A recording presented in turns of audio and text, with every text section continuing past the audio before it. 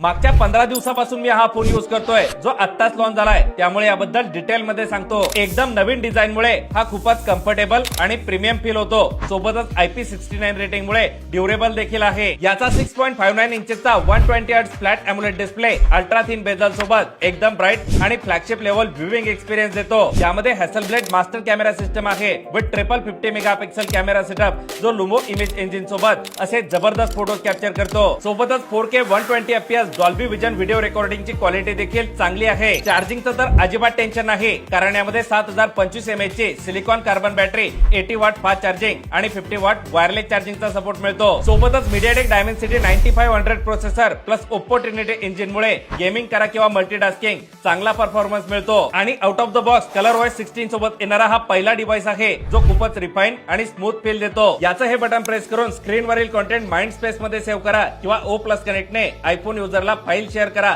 सगळं इन्स्टंटली होतं। त्यामुळे डिझाइन, डिस्प्ले, कॅमेरा, बॅटरी आणि परफॉर्मन्स सोबत हा Oppo Find X9 एक कम्प्लीट फ्लॅगशिप फोन आहे। याची प्राइस आणि बाकी डिटेल्ससाठी कॅप्शन चेक करा।